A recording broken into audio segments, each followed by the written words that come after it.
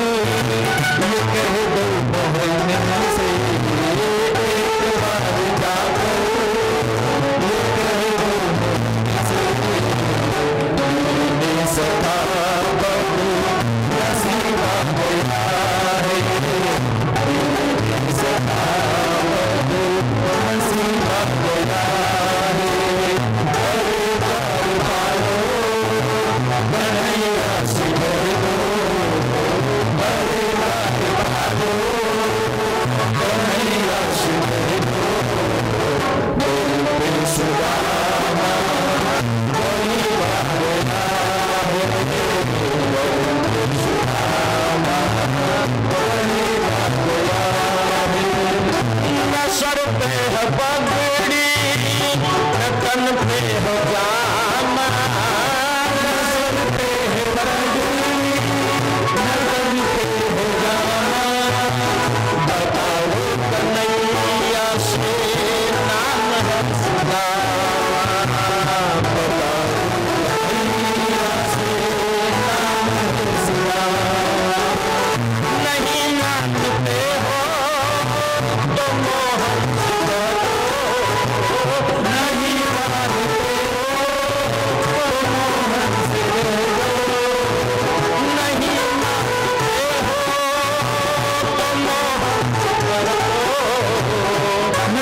बात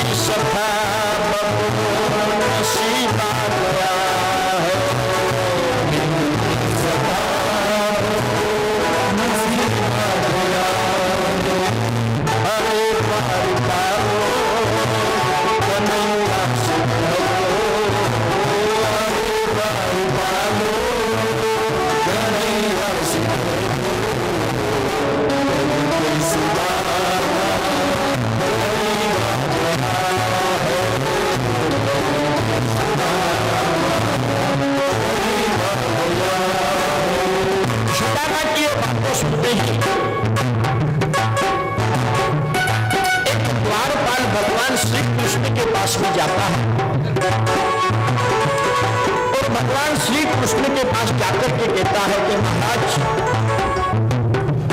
एक कोई मैला कुचेला फटे कपड़े पहने हुए, जिसने मात्र एक धोती धारण की हुई है और फटा सा एक पंचा गमछा एक मुसाला उसके गले में पड़ा, शरीर में मांस नहीं दिखाई देता, अस्थि पंजर है, फूटी फूटी सी एक लकड़ी है और वह अपने आप को आपका मित्र बताता है। और हाँ महाराज, उसने अपना नाम सुदामा बताया है। सुनते ही दौड़े चले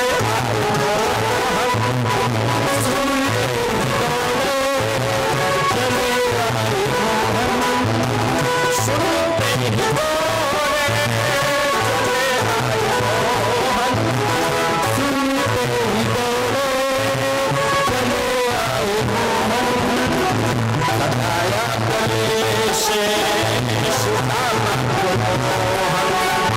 लगाया गले से सुदामा को लगाया गले से सुदामा को लगाया गले से सुदामा को हुआ रुक्मणी को बड़ा ही अचंबा, हुआ रुक्मणी को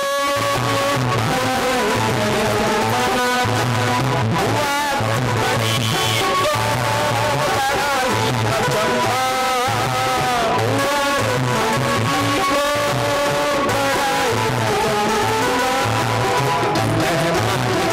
ऐसा अजीबा गया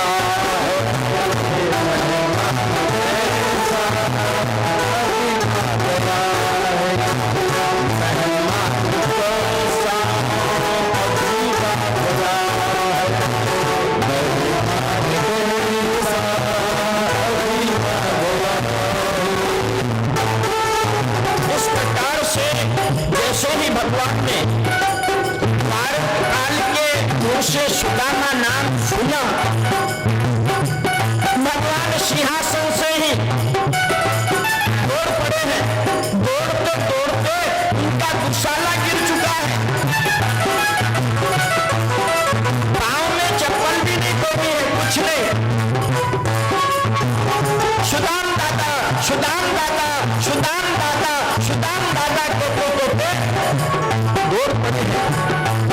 और दौड़ इतनी तेज है कि वो जो चौकीदार साथ में आया था वो पीछे रह गया। वो कृष्ण उससे पहले जाकर के सुदामा को अपने गले से मित्रों,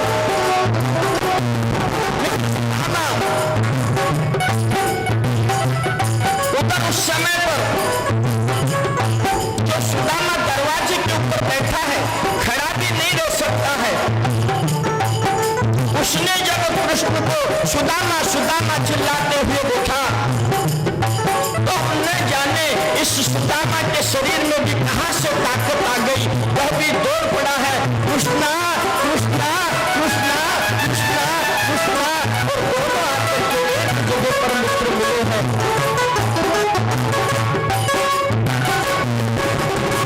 मणि ने जो सिंहासन के पास बैठ करके हवा कर रही थी, भगवान को पंखा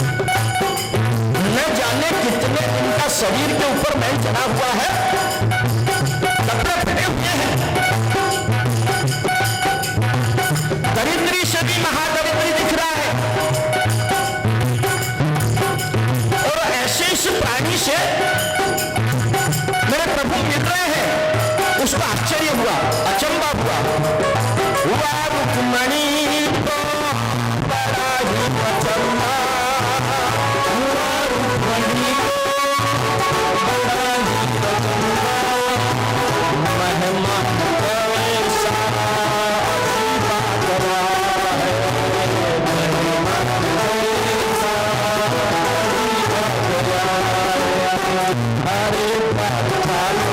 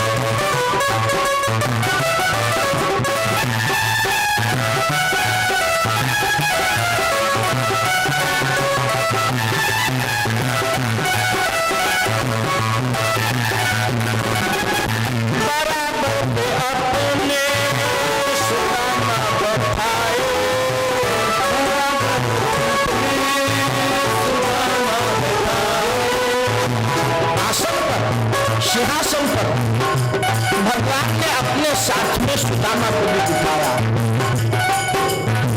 बराबर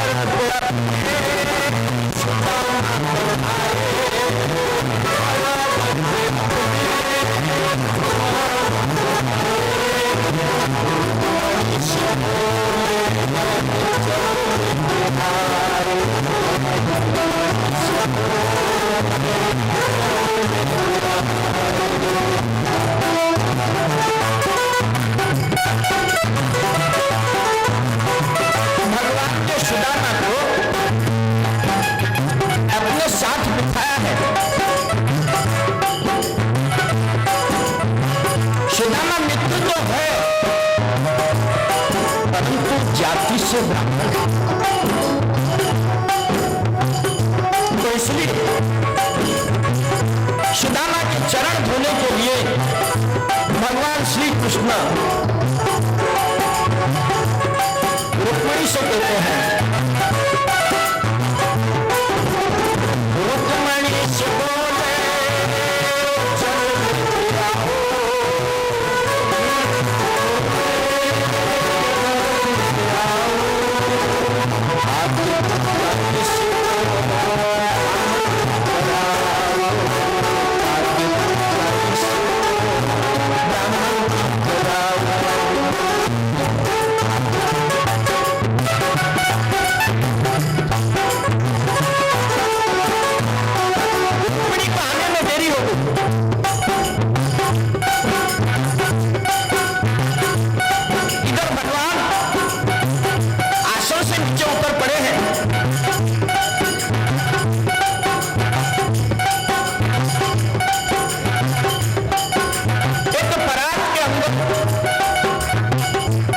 सुदामा के पांव रखे हैं।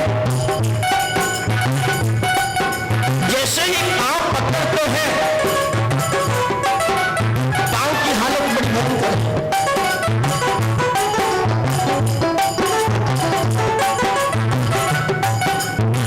कन्हैया ने पांव पकड़े, पांव पकड़ करके परात में रखने को गए,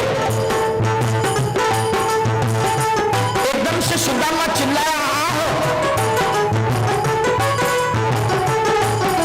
कन्हैया ने पांव उठा करके देखा तो सुदामा के चरणों में कांटे ही कांटे हैं और कन्हैया अपने हाथ से उन कांटों को निकाल रहे हैं।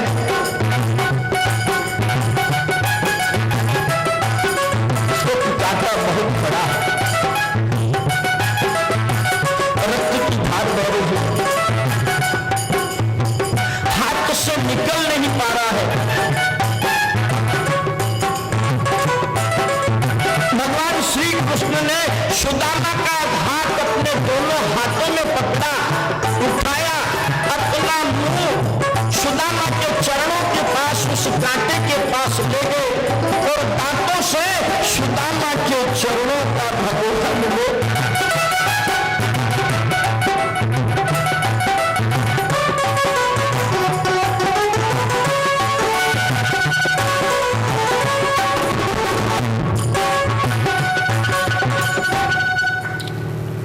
सुदामा के चरणों का कांटा भगवान ने अपने दांतों से निकाला है। और इधर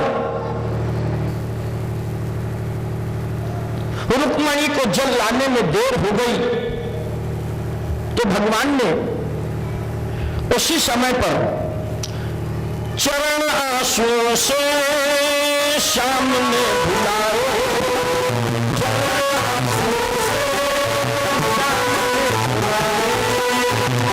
आंसुओं की धार बहने लग गई है। सुदामा की जर्जर हालत देखकर और उन आंसुओं से ही भगवान सुदामा के चरणों को धोने लगे हैं। चरण आंसुओं से सामने बुलाए, चरण आंसुओं से सामने बुलाए, जरा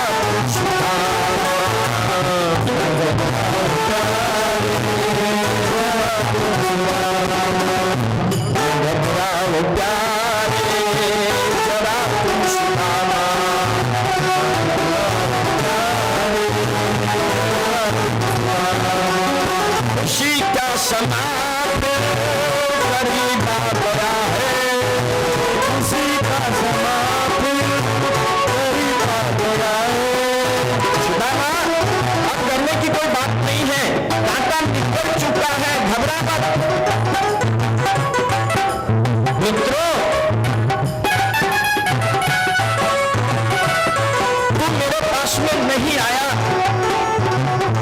परंतु मुझे क्षमा करना, मुझे माफ करना, मेरा काम था तुझे आकर के एक बात बोलना।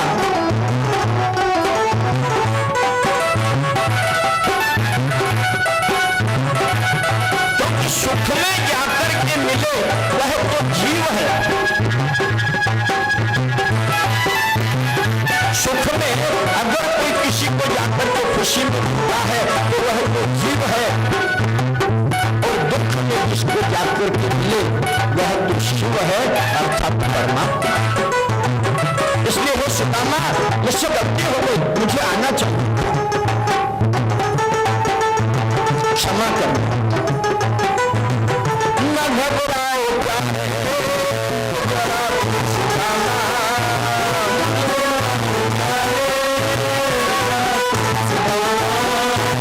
खुशी का समा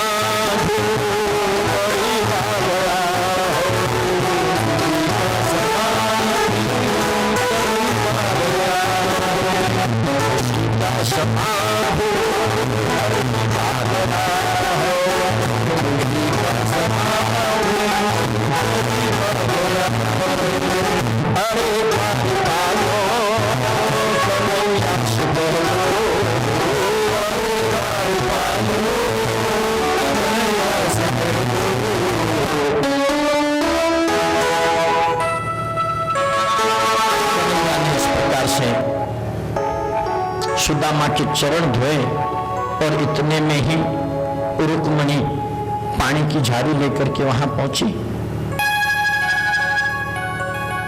उसने देखा तो पूरी परात आंसुओं से भरी पड़ी है।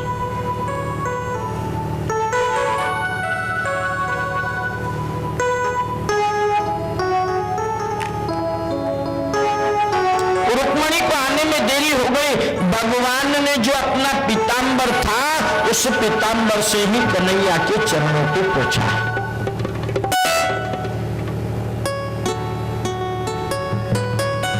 सुदामा की पूजा की, स्वयं भगवान ने उसके चरणों में अपना मस्तक नवाया।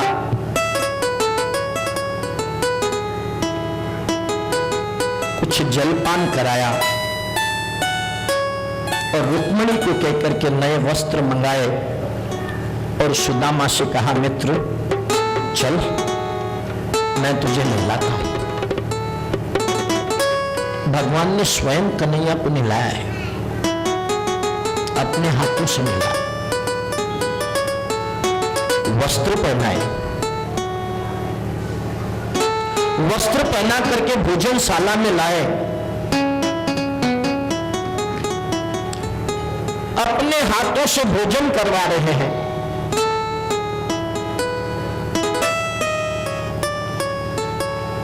भोजन होने के बाद अपने स्वयं के शयन कक्ष के पलंग पर सुदामा को लिटाया है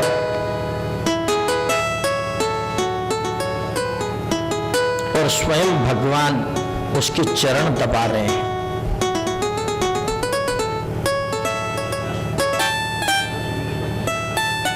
अब सुदामा ने बाकी तो सब वस्त्र नए पहन लिए थे, परंतु वो पुराना अपना गमछा छोड़ा नहीं था। बाकी के सब वस्त्र तो वहां रख दिए थे स्नान गृह में। उस पंछे को सुदामा जो है ऐसा इस तरीके से डाल करके पलंग पे सोया हुआ है और कृष्ण ये पांव दबाता है। ये पांव दबाने की सेवा पूरी हुई, दूसरी तरफ आकर के दूसरा पांव इस तरफ का दबाने लगे। फिर उस पोटली को लिया। कृष्ण जान गए, कृष्ण जान गए। कृष्ण ने पूछा, सुदामा, सुदाम दादा तुम्हारा विवाह हुआ क्या? तो कहने लगा सुदामा, कन्हैया हाँ विवाह तो हुआ है मेरा। और कन्हैया एक बात बताऊं क्या तेरे को, तेरी भाभी जो है ना ये बहुत अच्छी है, मेरा तो पूरा संसार सुधर गया। कन्हैया कहने लगा भाभी अच्छी है तो मेरे लिए कुछ भेजा होगा। भेजा हुआ नाम सुन के इसने और थोड़ा सा कांख को दबाया। अब कृष्ण सोचने लगे कि इसने एक बार चने छुपाए थे,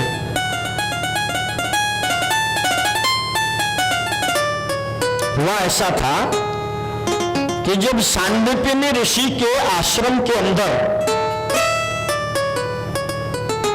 विद्या अध्ययन के लिए बलराम जी, कृष्ण जी और सुदामा आदि गए थे,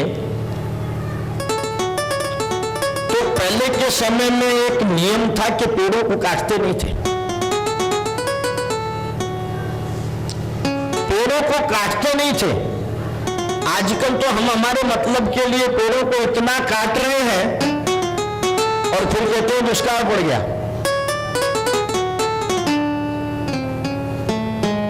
अत्याधुनिक है, साइंस को जानते हैं, परंतु साइंस के जो कुछ नियम है उनको भूल जाते हैं।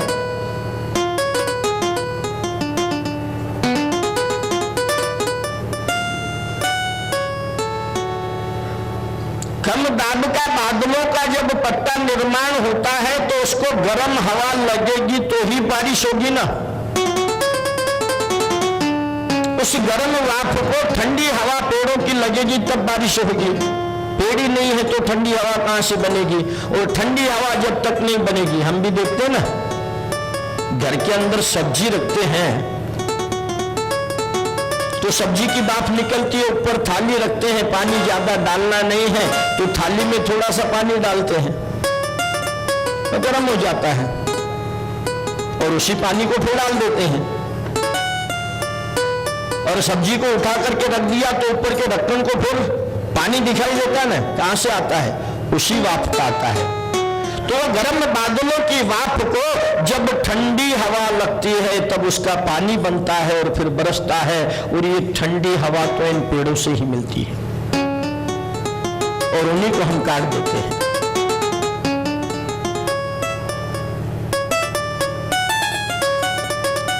इस प्रकार से वहां पहले पेड़ों को काटा नहीं जाता था।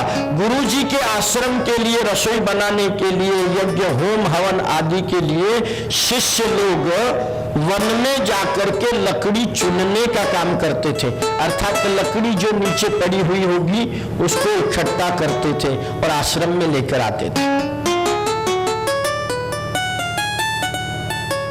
और उसमें काफी समय व्यतीत हो जाता था।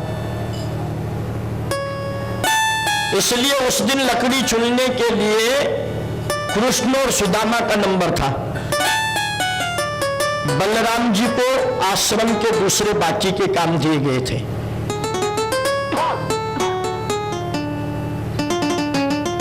तो गुरु माता ने सुदामा के पास में थोड़े से चने दिए।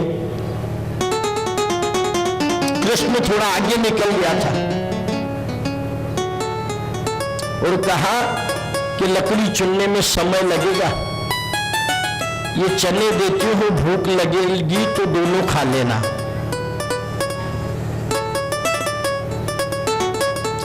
अब वर्षा ऋतु के थे दिन, लकड़ी चुनने के लिए गए तो वहां पर बड़े जोर से बारिश हो रही थी। अब वहां वन में छिपते तो कहां छिपते। भगवान श्री कृष्ण ने तो बचपन में माखन मिश्री खाई थी, इसलिए बारिश को सहन कर गए। एक पेड़ की ओट को आकर के भगवान श्री कृष्ण और सुदामा दोनों खड़े हुए।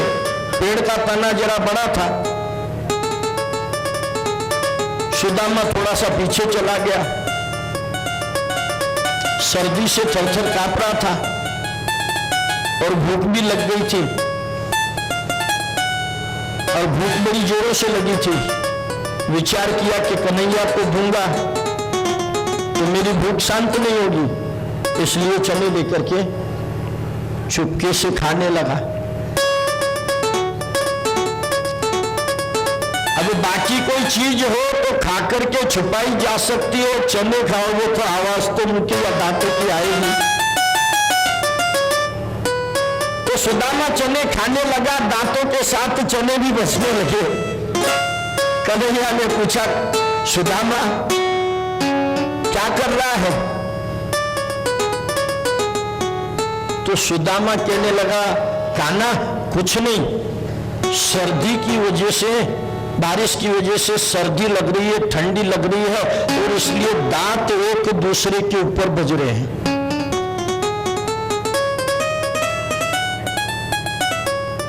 और कन्हैया को उस समय पर चने नहीं दिए, और अगर उस समय चने दे देता तो आज सुदामा दरिद्र नहीं होता।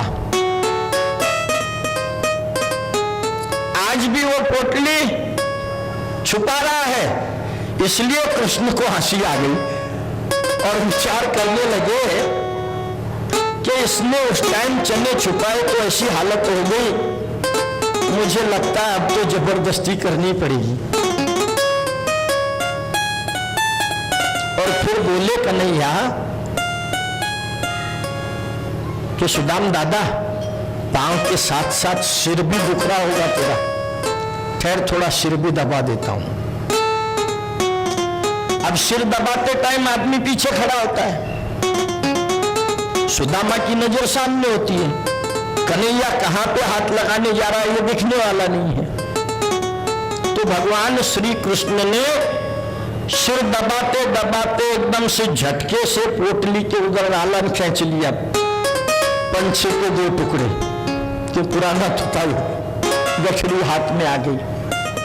अच्छा रुक्मणी वहीं पर है, वो सब खेल देख रही है। भगवान ने पंछा खोला, देखा तो उसमें पोहे। प्रेम से दी हुई वस्तु में परमात्मा को जो मजा आता है ना, वो 56 भोग में भी नहीं आता है। दुर्योधन के छोड़ दिए थे, विदुर जी के यहां साग खाया, शबरी के बेर खाए, और आज प्रेम के कारण सुदामा के पोहों के अंदर षड रस भगवान को अमृत दिखाई दिया। उन्होंने एक मुट्ठी उठाई, अपने मुख में डाली, खा गए। फिर दूसरी मुट्ठी उठाई और खा गए, और तीसरी उठाने को गए, लक्ष्मी दौड़ी, हाथ पकड़ लिया, महाराज बोलिए क्या कर रहे हो? बस हो गया। बोले मेरे मित्र के बीच में आने वाली तू कौन होती है, छोड़। नहीं बोले नहीं छोड़ूंगी। नहीं तो कल से मेरे को मांगने को जाना पड़ेगा। कहने का तात्पर्य यह है कि जिस समय पर पाद्य पूजा करके और भगवान श्री कृष्ण सुदामा के मस्तक पर तिलक करने जा रहे थे, उस समय पर उनके भाग्य में जो लिखा हुआ था उसको श्री कृष्ण ने पढ़ लिया था। सुदामा के भाल पर लिखा हुआ था श्री क्षय, अर्थात क्षय कहते हैं नाश को, नष्ट होने को, श्री कहते हैं लक्ष्मी को, अर्थात इसके भाग्य के अंदर लक्ष्मी का क्षय है, इसके पास कभी पैसा नहीं आएगा, यह हमेशा दरिद्री रहेगा। और उसी समय पर भगवान ने ठहरा लिया था कि मैं आज इसका भाग्य उल्टा करके दिखाऊंगा। और भगवान ने 2 मुट्ठी तंदुल के पोहे खाकर के उस अक्षर को बदल दिया। क्या हो गया? यक्षक श्री, यक्ष कहते हैं कुबेर को, श्री क्षय को उल्टा पढ़ेंगे तो क्या होगा? यक्षश्री। कुबेर जितनी संपत्ति दे दी।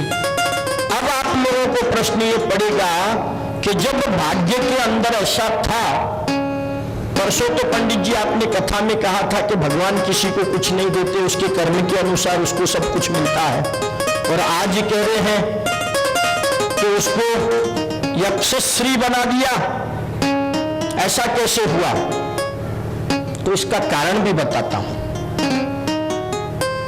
पोहे किसने खाए? भगवान श्री कृष्ण ने, परमात्मा ने खाए। और सारा संसार किसके अंदर समाया हुआ है? भगवान के अंदर।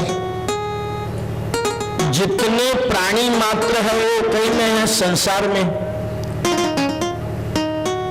और संसार को पोहे खिला दिए, इसलिए संसार को भोजन कराने का पुण्य सुदामा के खाते में ट्रांसफर हो गया।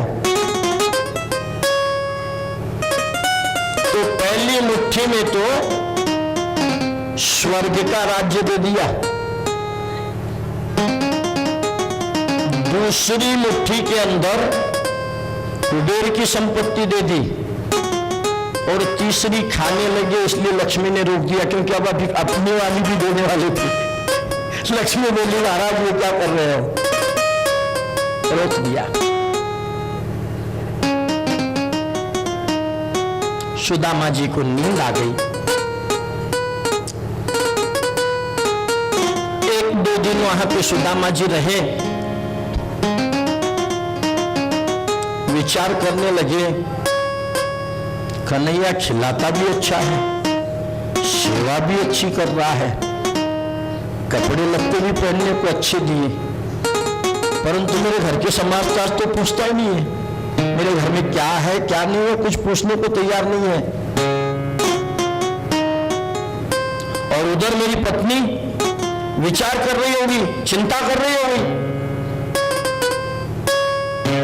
मुझे अब चलना चाहिए, ये कन्हैया कुछ देने लेने वाला नहीं है। तो कहने लगा, कन्हैया मैं अब वापस सुदामापुरी को जा रहा हूं। कन्हैया ने भी सोचा, तो सब प्रकार की संपत्ति तो मैंने भेज दी, परंतु सुशीला अभी तक भूखी बैठी हुई है, जब सुदाम जी आएंगे तब मैं भोजन करूंगी। उधर मेरी भाभी परेशान है, इसलिए कन्हैया ने कह दिया ठीक है सुदामा जाना है जा। सुदामा का स्वाभिमान देखिए कि जो वस्त्र कन्हैया ने दिए थे उन वस्त्रों को छोड़ दिया और जो वस्त्र पहनकर आया था उसी के साथ वापस जाने लगा।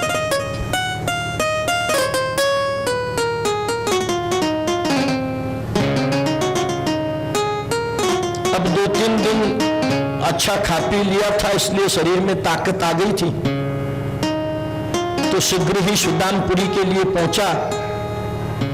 देखा तो दूर से बड़े बड़े महल दिखाई दिए, सबको पूछने लगा, अरे बोले भैया मैं कहीं वापस से द्वारिका तो नहीं आ गया? वो एक द्वारपाल खड़ा था, वो बोलने लगा नहीं ये द्वारका नहीं, ये तो सुदामपुरी है। वो कब तैयार होगी और मेरी झोपड़ी कहां गई? इस प्रकार सुदामा जी वहां पर कहने लगे मारी झोपड़ी, चिल्लाने लगे मेरा घर कहां गया, मैं तो बर्बाद हो गया। और आवाज गई सुशीला के कानों में, झट खिड़की में आई, देखा, दौड़ती हुई नीचे आई। बोले महाराज पधारो। तू कौन है? जो छोड़ के गए थे मैली कुचेली कपड़े फटेली, और ये तो रुक्मणी जैसी दिख रही है। कहने लगी महाराज आपके ही मित्र ने ये सब कुछ दिया है, आपके मित्र ने विश्वकर्मा को भेजा था, उसने दूसरी सुदाम द्वारिका जैसी भी दूसरी सुदामपुरी बनाई है। सुदामा जी की आरती की गई, अंदर लेकर के गई। सुदामा और सुशीला उस सुदामपुरी के अंदर आराम से रहने लगे। कहने का तात्पर्य यह है कि परमात्मा की सेवा करते करते जो परमात्मा को अपना सर्वस्व देता है, प्रभु भी उसको अपना सर्वस्व सुदामपुरी के रूप में लौटा देते हैं। यहीं पर इस कथा को अभी हाल फिलहाल विराम देते हैं। ठीक 4 बजे हम फिर से आगे कथा प्रारंभ करेंगे। आज इस कथा का पूर्ण विराम रहेगा सायंकाल के समय पर 5:30-6 के दरमियान इस कथा की पूर्णाहुति होगी। हरे राम राम राम हरे हरे, हरे कृष्ण कृष्ण कृष्ण हरे हरे, हरे राम हरे राम राम हरे हरे, हरे कृष्ण कृष्ण कृष्ण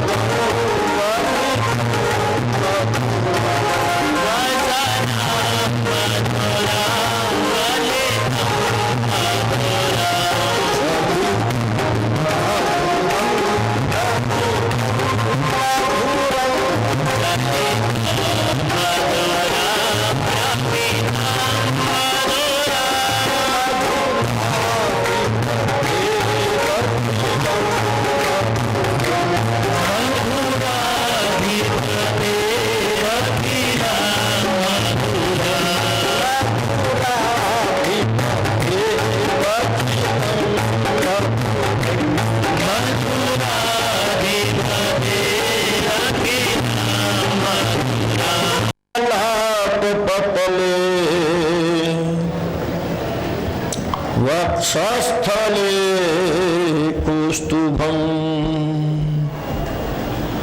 नासाग्रे वरमौक्तिकं करुतले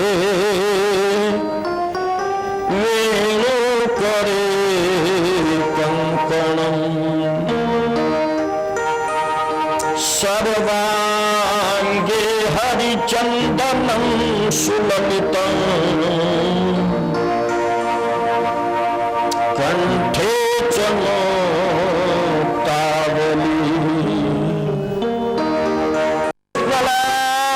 की जय, गिरिराज धरण की जय, सद्गुरुदेव की जय। नमः पार्वती पतये हर हर महादेव। जय जय श्री राधे, जय जय श्री राधे, जय जय श्री राधे।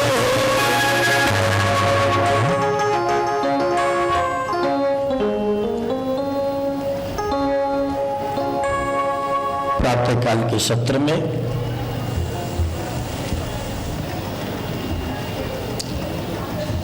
हमने सुदामा जी का चरित्र सुनाया। सुदामा जी के चरित्र का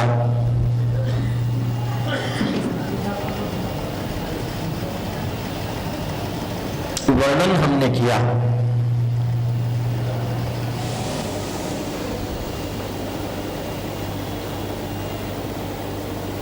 प्रभु को जो अपना सर्वस्व अर्पण करता है,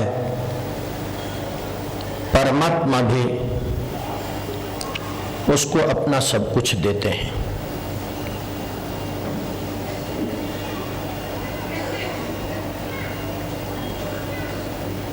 सुदामा ने ईश्वर से निरपेक्ष प्रेम किया तो उन्होंने सुदामा को अपना लिया और अपने जैसा ही वैभवशाली बना दिया। सुदामापुरी भी द्वारिका से समृद्ध बना दी।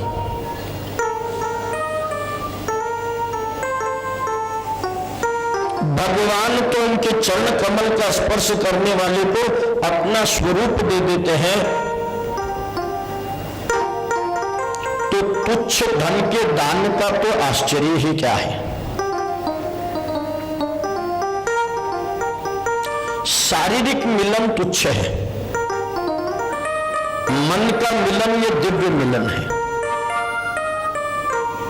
यदि धनी व्यक्ति दरिद्रों को हृदय से सम्मान दे तो आज भी सभी नगर द्वारिका किसी तरह समृद्ध हो सकते हैं। अब आता है सूर्य ग्रहण का प्रसंग। वसुदेव देवकी तथा अन्य सभी यादव कुरुक्षेत्र गए।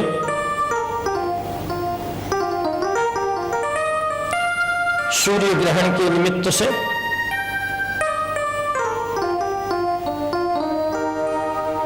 सकाम भाव से किया गया काम स्वर्ग तो दिलाता है किंतु मुक्ति नहीं दिलाता।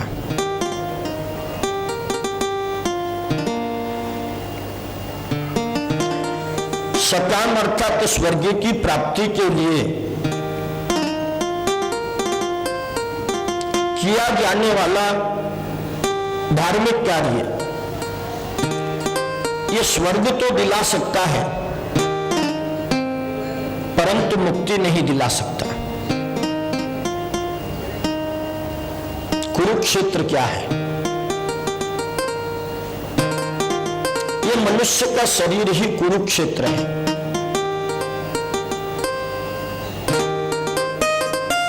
ये मनुष्य का जीवन ही कुरुक्षेत्र है, जहां निवृत्ति और प्रवृत्ति का युद्ध होता रहता है।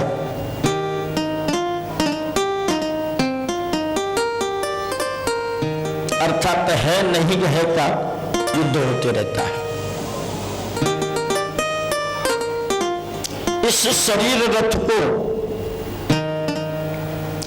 श्री कृष्ण के हाथों में दे देता है, उसी जीव की सदगति होती है।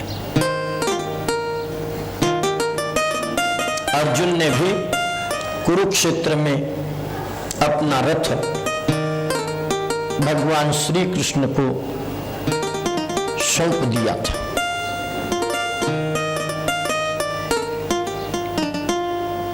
रथ को कैसे चलाना है, कहां ले जाना है, क्या करना है, ये सब अब आपके हवाले।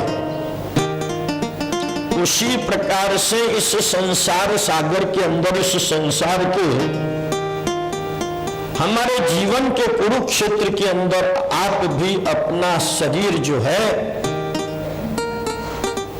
ये शरीर रूपी रथ परमात्मा के अधीन कर दो।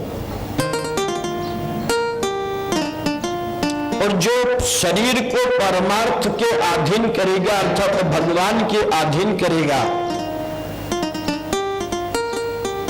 परमात्मा उसके रथ का, शरीर का सुयोग्य संचालन करेंगे।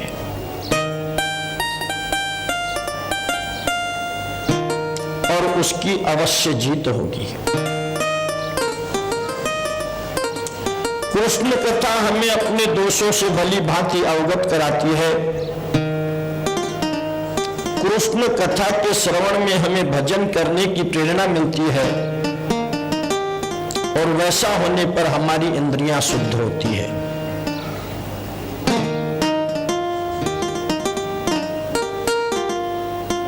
सभी यादव सूर्य ग्रहण के निमित्त से कुरुक्षेत्र में स्नान करने के लिए गए।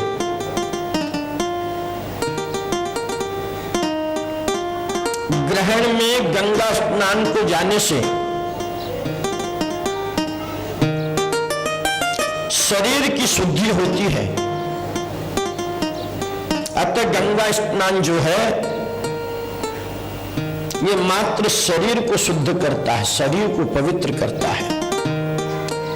परंतु कृष्ण कीर्तन और कृष्ण कथा का जो गंगा है, ये तो शरीर और मन दोनों को शुद्ध करता है। इसलिए गंगा स्नान से भी कृष्ण कथा स्नान सर्वश्रेष्ठ है। वासना ही पुनर्जन्म का कारण है। हमने देखा था कि भरत जी राज्य कार्य का त्याग करके वन में गए, तपस्या की, परंतु वहां पर भी मृग बाल के मोह में फंस गए और उस मृग की पालन की वासना के अंदर उनको फिर से दूसरा जन्म मृग का लेना पड़ा। अर्थात हमारी वासना, हमारी इच्छाएं ही पुनर्जन्म अर्थात फिर से जन्म लेने का कारण बनती है। अतः मृत्यु से पहले ही वासना का अर्थात इच्छाओं का त्याग करें।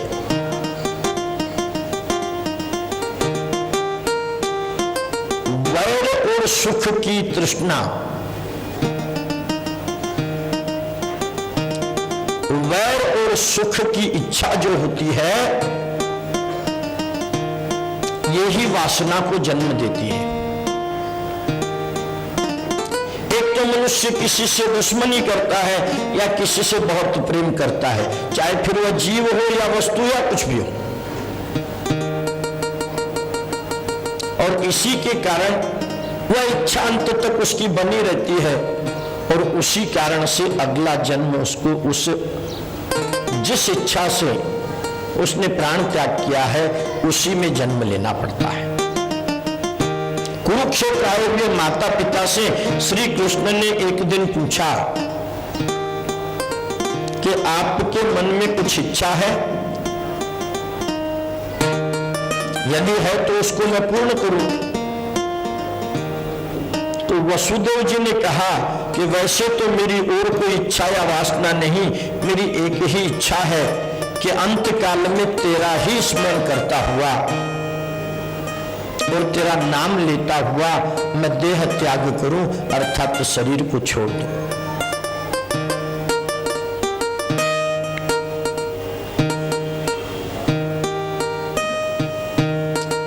शरीर त्यागने के समय पर बड़ी पीड़ा होती है। शतम वृश्चिका, सैकड़ों बिच्छुओं के काटने जैसी पीड़ा जब प्राण शरीर से निकलता है उस समय पर प्राणी को होती है।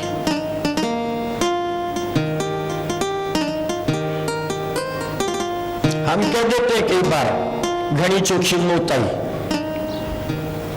चलते फिरते ही चलेगा, परंतु जिसका प्राण निकलता है उसी को पता होता है कि कितनी पीड़ा होती है।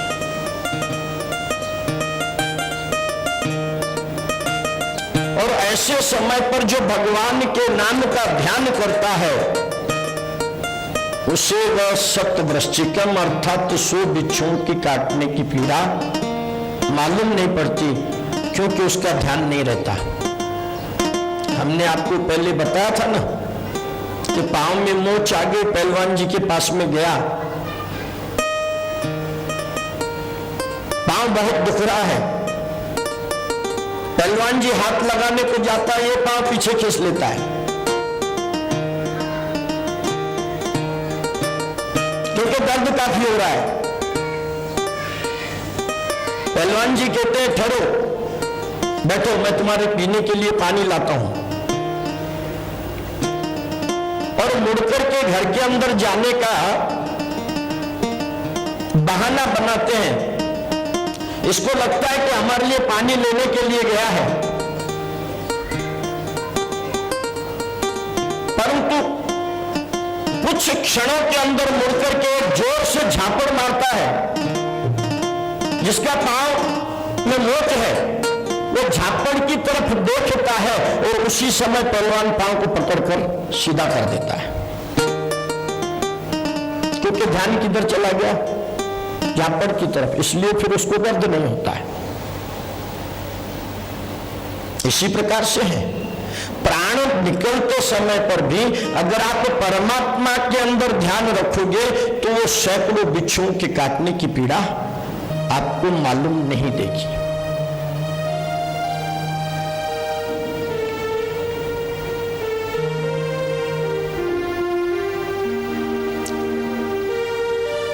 शरीर त्याग के समय बड़ी वेदना होती है, इसलिए मन को ऐसी शिक्षा दो कि मृत्यु के समय उस वेदना के बीच भी भगवान याद आए। मृत्यु के समय भगवान का स्मरण करने वाले व्यक्ति को धन्य है, वैसे ही व्यक्ति का जीवन सार्थक है। मृत्यु की चिंता करने से पाप से बचा जाएगा।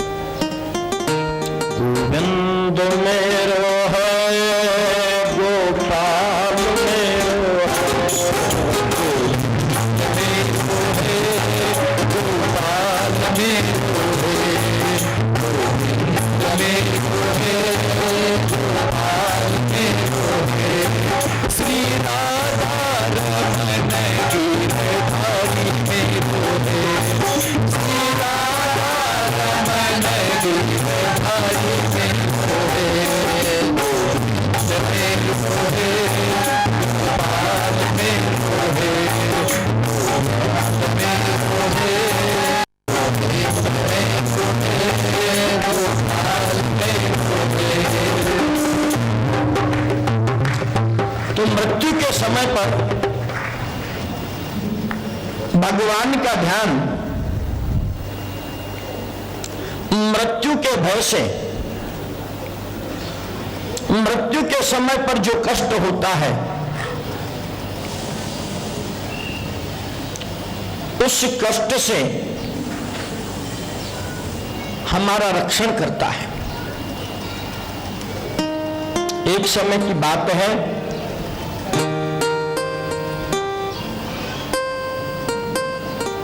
कि एक व्यक्ति हमारे पैठण के महान संत श्री एकनाथ जी महाराज के पास में गया और उनसे जाकर के पूछा कि महाराज मेरी मृत्यु कब आवेगी?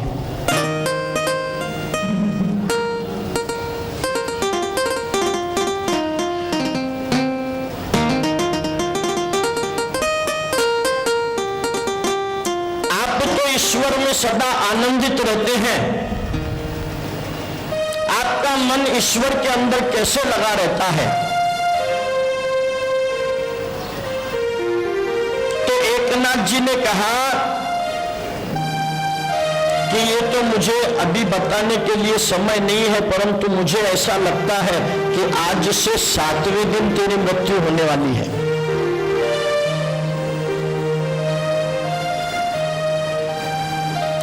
उसी समय पर उस व्यक्ति ने तो संत एकनाथ जी महाराज से न तो प्रश्न किया न उनकी ओर देखा, तुरंत ही वहां से दौड़ पड़ा और जाकर के घर पे गया,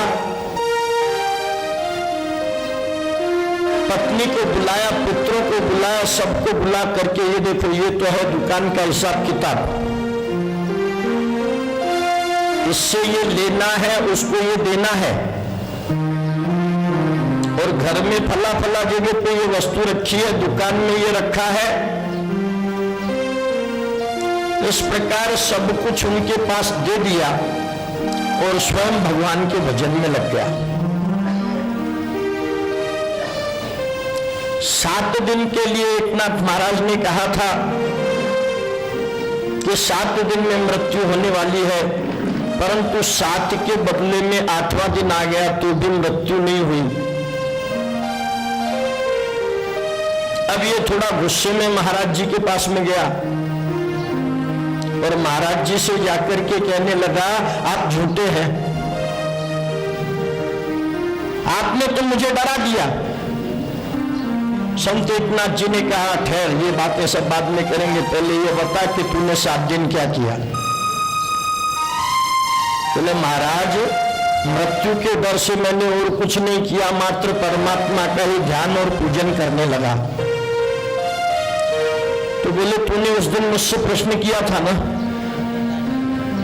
कि मैं हमेशा आनंदित कैसे रहता हूं भक्ति के अंदर, तो उसका कारण यही है कि मैं प्रत्येक क्षण अपने मृत्यु को याद रखता हूं और इसीलिए मैं सतत भगवान का ध्यान और जप कर पाता हूं।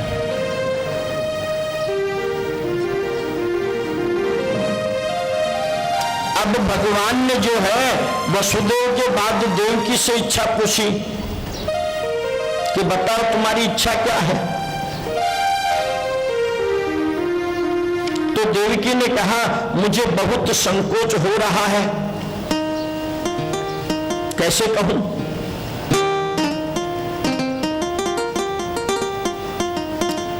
मेरी और कोई इच्छा नहीं है, कंस ने मेरे जिन पुत्रों को मार दिया था उनको देखने की मुझे इच्छा है।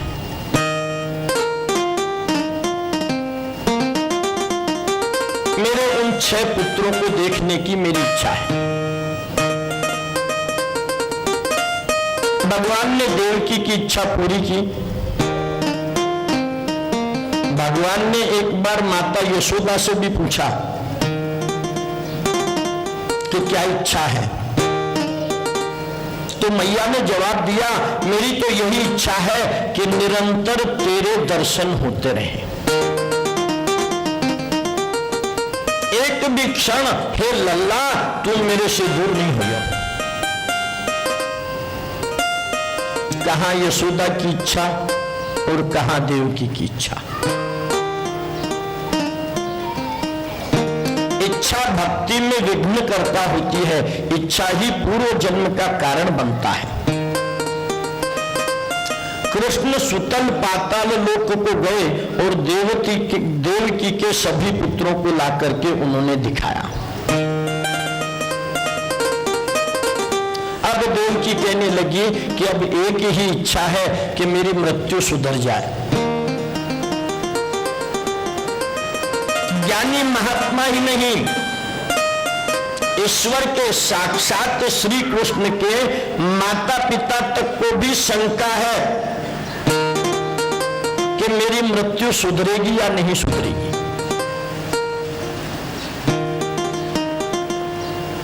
वे भी डरते हैं कि कहीं मेरी मृत्यु बिगड़ नहीं जाए।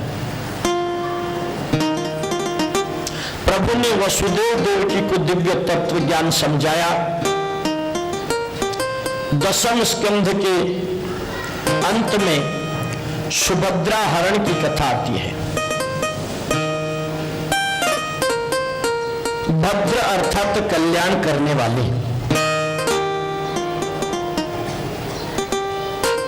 ब्रह्म विद्या ही सुभद्रा है। भद्र का अर्थ है कल्याण करने वाली और सुभद्रा का अर्थ है अच्छा कल्याण करने वाली। अद्वैतदर्शी ब्रह्म विद्या ही सुभद्रा है। जिसके घर में सुभद्रा हो उसका जीवन कल्याणमय सुखी बनता है। अर्थात जिसके घर में ब्रह्म विद्या हो, परमात्मा का सतत ध्यान होता हो, परमात्मा की सतत भक्ति होती हो, उसी का जीवन सुधरता है।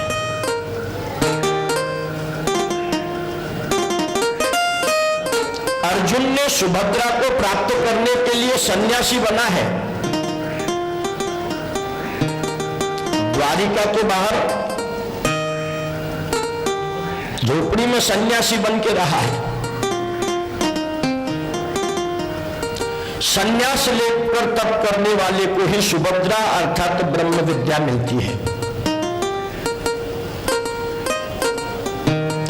अर्जुन ने त्रिदंडी सन्यास लेकर 4 मास तक कठिन तपस्या की और प्रतिदिन 18 घंटे ओंकार का जप किया और तभी प्रभु ने उसे सुभद्रा अर्थात ब्रह्म विद्या दी।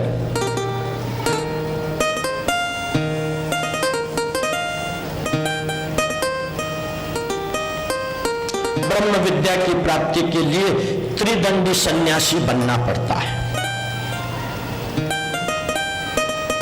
प्रभु के लिए सर्वस्व का त्याग ही सन्यास है। सन्यास।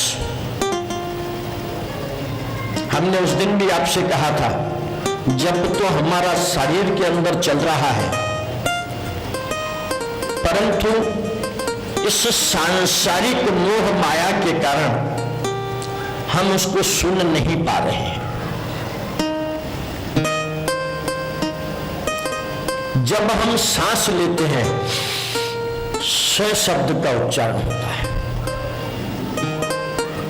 और जिस समय पर हम सांस छोड़ते हैं, है शब्द का उच्चारण होता है।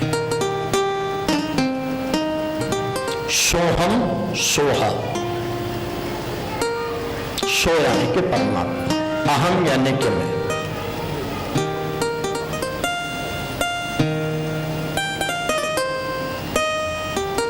स यानी कि परमात्मा। स में सभी चीजों का न्यास, सभी वस्तुओं का न्यास, सभी इच्छाओं का न्यास करना ही सन्यास है। संसार सुख के त्यागी पर भगवान जल्दी प्रसन्न होते हैं। परीक्षित ने पूछा कि शब्दरूप वेद निराकार वेद का प्रतिपादन किस प्रकार करता है? तो सुखदेव जी ने वेद की स्तुति की कथा सुनाई। सृष्टि के आरंभ में शेष सैया साई नारायण की वेदों ने स्तुति की। परमात्मा को वेदों ने मंगल गान करके जगाया। नाम तेरी जय हो, वेद प्रभु की जय जयकार करते हैं। तब लगता है कि जीव की हार हुई है। जीव को माया ने पकड़ रखा है, सो मेरी भी जय हो, मैं भी माया के बंधन से मुक्त हो पाऊं। परमात्मा की जय जयकार करके वेद माया बंधन से मुक्ति की प्रार्थना करते हैं। वेद स्तुति के कई विद्वान अपने अपने अर्थ बताते हैं। आरंभ भाव आरंभवाद, परिणामवाद आदि कई मत विद्वानों ने प्रकट किए हैं और अपनी अपनी दृष्टि के अनुसार वे अर्थ करते हैं। वो अपने वीरत्व का अभिमान था, सो प्रभु ने उसे नष्ट कर दिया। प्रभु के अनंत गुणों का वर्णन कौन कर सकता है। प्रभु ने 11 वर्षों तक गोकुल में लीला की, फिर वे मथुरा गए, वहां से द्वारिका जाकर उन्होंने कई बार विवाह किया। उद्धव को ज्ञान उपदेश दे करके वह स्वधाम को पधारे। भगवान की लीला अनंत है और गुण भी अनंत है। उनकी लीलाओं का चिंतन करने से मन उनमें लीन हो जाता है, तद्रूप हो जाता है।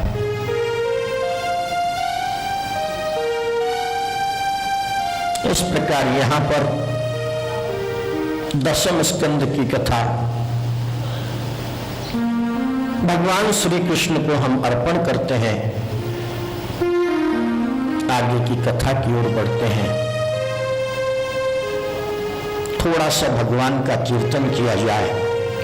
हरे राम राम राम हरे हरे, हरे कृष्ण कृष्ण कृष्ण हरे हरे, हरे राम राम हरे हरे, हरे कृष्ण कृष्ण कृष्ण हरे हरे, हरे राम राम हरे हरे, हरे कृष्ण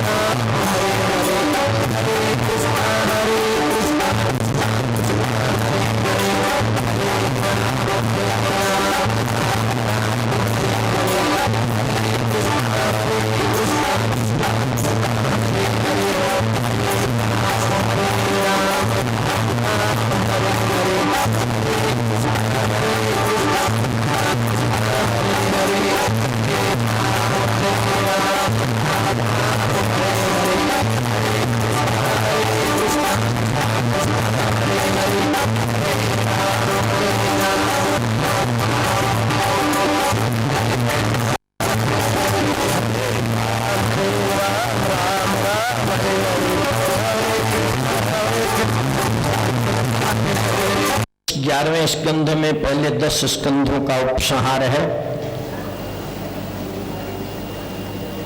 कपिल गीता, पुरंजनाख्यान, भवाटवी आदि की भी है। एकादश स्कंद भगवान का मुख है। 9वें स्कंध में ईशानु कथा लीला थी। 10वें स्कंध में निरोध लीला, श्री कृष्ण की कथा और लीला अनंत है। इस कथा के प्राकट्य के साथ ही गंगा स्नान की महिमा कम हो गई है। भागीरथी स्नान करने को जाने के लिए तो, गंगा स्नान को जाने के लिए तो और उस रुपए पैसे खर्च करने की आवश्यकता होती है, परंतु इस कथा रूपी गंगा में स्नान करने के लिए किसी भी प्रकार के खर्चे की कोई आवश्यकता नहीं होती है। सिर्फ मन को इसमें लगा करके रखना पड़ता है। मन को इसमें नहीं लगाएंगे तो मात्र शरीर की शुद्धि होगी, मन की शुद्धि नहीं होगी।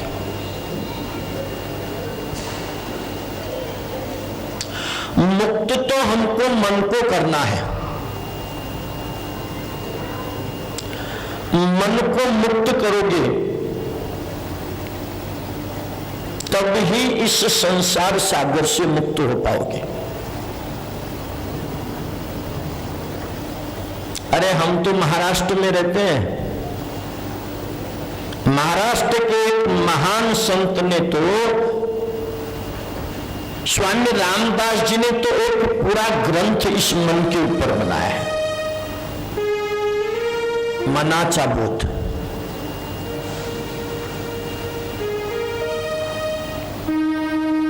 इस पर से विचार करो कि किसको सुधारना है। संसार नहीं बिगड़ा है। हम कहते हैं संसार बिगड़ गया, जमानो बिगड़ गो, हाँ कहते हैं ना। संसार नहीं बिगड़ा है, क्योंकि जैसी दृष्टि वैसी सृष्टि। जैसे हम स्वयं होंगे वैसा ही हमको दूसरे में नजर आता है। अच्छा समझो, मान भी लिया आपके कहने के अनुसार कि जमाना बिगड़ गया। अब ये जमाना तो भगवान श्री कृष्ण के समय को भी बिगड़ा हुआ था।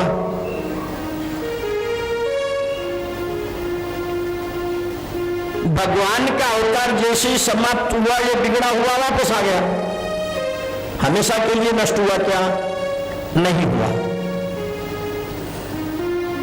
तो बिगड़े हुए जमाने को चिंता मत करो, अपने आप को सुधारने का प्रयत्न करो। जो हमारा मन बिगड़ा हुआ है ना, बुरा जो ढूंढन में चला, बुरा न मिलिया कोई, जो मन देखा अपना तो मुझसे बुरा न कोई। अपने आप को सुधारने की आवश्यकता है। मन को सुधारने की आवश्यकता है। और मन कब सुधरेगा? मन को उल्टा बोलो तो क्या होगा? नम।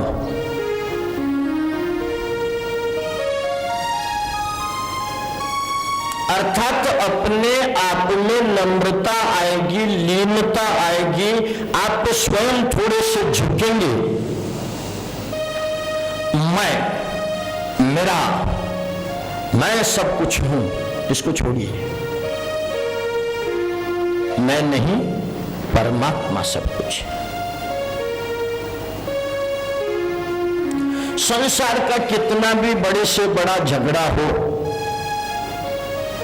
अगर आप नम हो जाएंगे, नम्र हो जाएंगे, तो वह झगड़ा अपने आप सुधर सकता है। अस्थि और नास्ति का तो झगड़ा चल रहा है ना हमारे अंदर, है और नहीं है। और इसके लिए पूरा जीवन हम व्यतीत कर रहे हैं। इसलिए सुधारना है तो शरीर को नहीं, मन को सुधारो।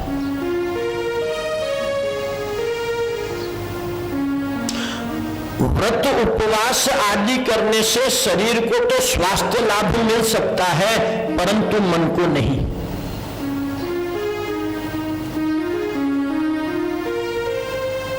एकादशी का अर्थ क्या है?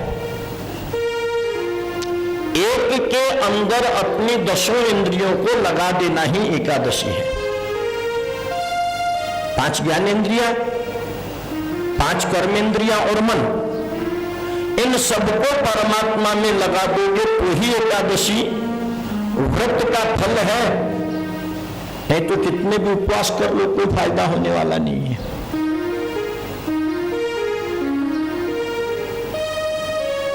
और व्रत उपवास वैकल्य आदि करना ये ठीक है, यज्ञ यजन आदि करना यह भी ठीक है, परंतु इनसे मात्र लौकिक कामनाओं की सिद्धि प्राप्त होती है, मुक्ति की प्राप्ति नहीं होती है। मुक्त होने के लिए तो अपने मन को सुधारना होगा।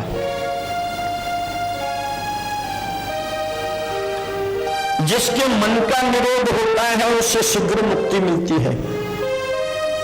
10वें स्कंद में निरोध होने के कारण इस स्कंद को मुक्ति कहते हैं। 11वें स्कंद का प्रथम अध्याय वैराग्य से संबंधित है। वैराग्य के बिना भक्ति नहीं हो पाती है।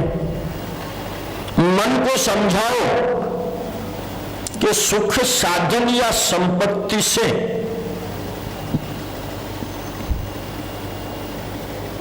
और इनके चिंतन करने से या विषय में रममाण होने से मन नहीं सुधरेगा, उससे तृप्ति और शांति का अनुभव नहीं होगा। हमने पहले दिन की कथा में भी आपसे कहा था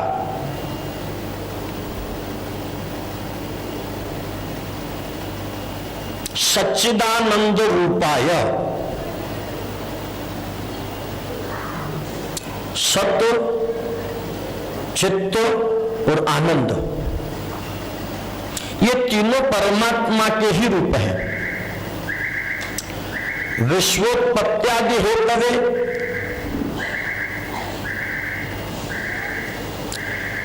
जिन्होंने इस विश्व की उत्पत्ति की है, तापत्रय विनाशाय श्री कृष्णाय वयं नुमः। तीनों प्रकार के तापों, दैहिक, दैविक और भौतिक,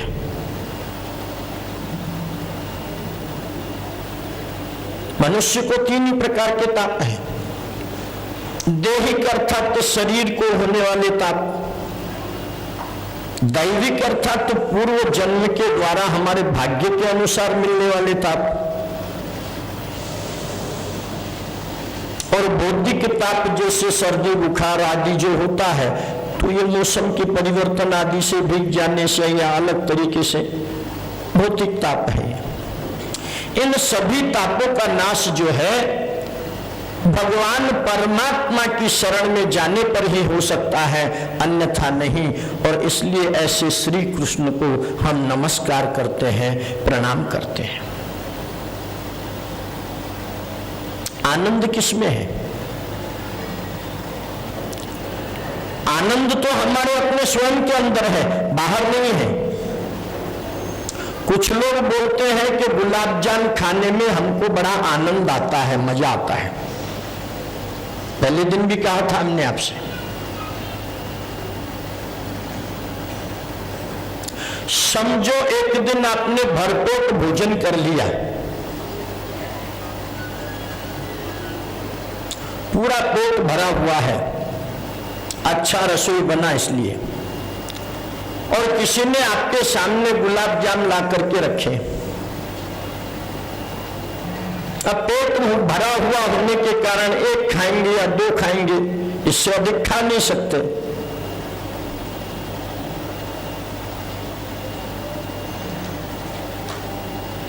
तो आनंद थोड़ा आया ना। परंतु समझो किसी दिन आपने 2-4 दिन भोजन नहीं किया, किसी कारणवश आपको भोजन नहीं मिला, खाली पेट है, बहुत भूखे हैं, और आपके सामने गुलाब जाम का एक कटोरा लाके किसी ने रख दिया, देखते ही आनंद आएगा। उसको उठा करके आप मुंह में डालने जा रहे हैं और उसी क्षण कोई आकर के कहेगा कि जिसने तुम्हारा कारोबार डुबाया ना, तुम्हारे से जिसने झगड़ा किया था, ये उसके घर से आया हुआ है, उठा के फेंक दोगे 3 दिन से भूखे रहने पर भी, उस गुलाब जाम में आनंद नहीं आएगा। यानी कि आनंद सांसारिक वस्तुओं में नहीं है। किसी को नींद लेने में आनंद आता है, कई दिन तक सोता भी रहा, जब आनंद मिल रहा है तो फिर सतत सो सकता है। उठता क्यों है? क्योंकि वो तात्कालिक हमारे शरीर के लिए आनंद है, इसलिए सोता है। स्पर्श सुख, पुरुष का स्त्री से, स्त्री का पुरुष से स्पर्श सुख के अंदर आनंद आता है, परंतु ये आनंद सतत रहता है क्या? एक बार इच्छा पूर्ति हो गई कि स्वयं अपने आप दोनों अलग हो जाते हैं, विपरीत दिशा को हो जाते हैं, तो उसमें भी आनंद नहीं है। अच्छी सीरियल पिक्चर आदि देखने में आनंद आता है बहुत से लोगों को। सतत बैठ सकते हो क्या? सतत देख सकते हो क्या? तो ये सभी आनंद जो है, ये विषयानंद है, इंद्रियों के आनंद है। मन का आनंद तो मात्र परमात्मा के अंदर है। और जब परमात्मा में अपने मन को लगाएंगे तब वह आनंद सतत बढ़ता जाएगा।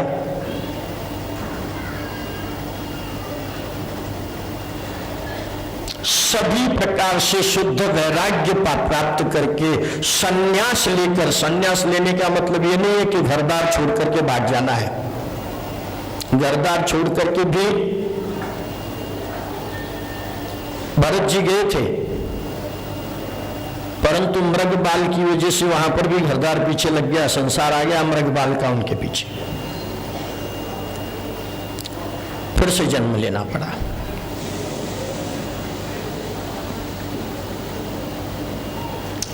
और इसलिए हम सबको ये बताने के लिए परमात्मा श्री कृष्ण को भी अब वैराग्य आया है।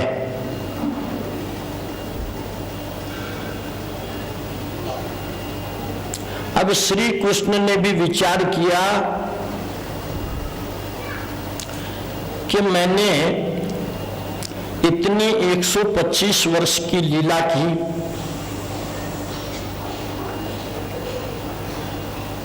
बालकपने के अंदर 11 वर्ष तक गोकुल में खेला, बचपन का आनंद लिया, फिर मथुरा में आनंद लिया, राज कारभार किया, इसके बाद द्वारिका में आया, बहुत से विवाह किए, जवानी का आनंद लिया, परिवार बढ़ाया,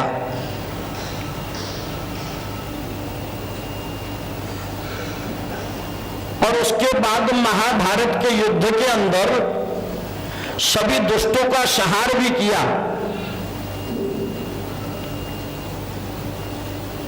परंतु अब मेरा ये स्वयं का परिवार जो है, यादव वंश है, कि ये इतना बढ़ गया है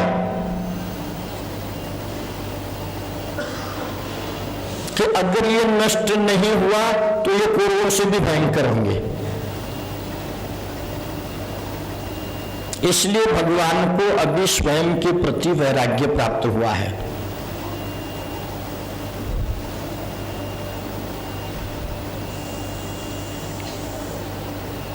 और भगवान की इच्छा के अनुसार एक दिन प्रभास क्षेत्र के अंदर पिंडारक तीर्थ में साधु संत जहां पर रहते थे, वहां पर इन यादव कुमारों ने भगवान के एक पुत्र, भगवान की 16,108 रानियां थी, प्रत्येक को 10-10 पुत्र थे। मल्टीप्लाई कर लेना कितने हो गए। उसमें से एक पुत्र सांब नाम का था। अब उसके साथ ये बाकी सब कुमार यादव है।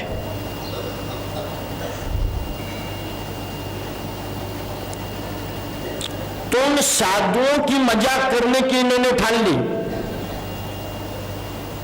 शांब को एक स्त्री का रूप धारण करवाया, उसको गर्भवती दिखाने के लिए उसके पेट के यहां पर कुछ बांधा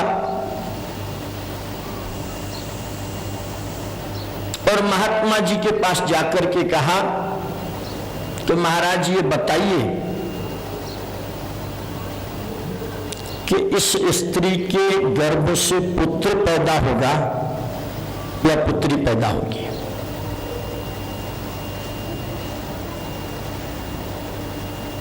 अब भगवान चाहते हैं कि मेरा वंश भी नष्ट हो जाए,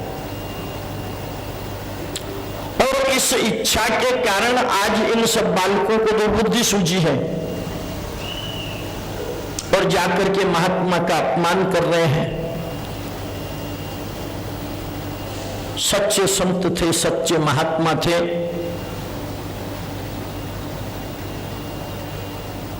उनको तो पता चल गया कि ये स्त्री नहीं पुरुष है। क्रोध में आ गए और कहा कि इसके घर से इसके पेट से एक मूसल उत्पन्न होगा और वह मूसल तुम्हारे पूरे वंश का नाश का कारण बनेगा। और इतना सुनकर के तो ये सब कुमार घबरा गए, डर गए। इन्होंने विचार किया कि हम इस मूसल का चूरा कर देंगे तो फिर कैसे हमारे कुल का नाश होगा। और यह विचार करके उस मूसल को घिसने के लिए बैठ गए।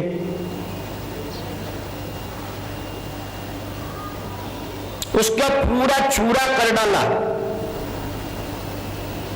समुद्र के किनारे पर। आखिर में एक अणकुची नुकीला सा उसका कोना रह गया। अब ये इतना सा कोना हमारे घर का क्या बिगाड़ लेगा कह करके समुद्र में फेंक दिया, उसको एक मछली निकल गई।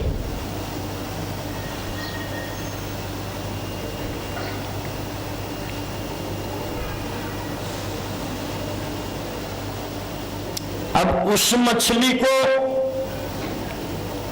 एक मछुआरा पकड़ करके ले गया, क्योंकि उसका घर बार उसी के ऊपर चलता था। उसने मछली का पेट चीरा तो उसके अंदर वह नुकीला मूसल का हिस्सा मिला। अब ये मछुआरा शिकार भी खेलता था।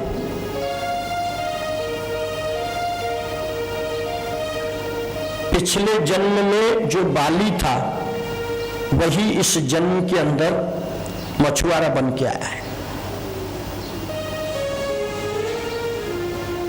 शिकारी बन के आया।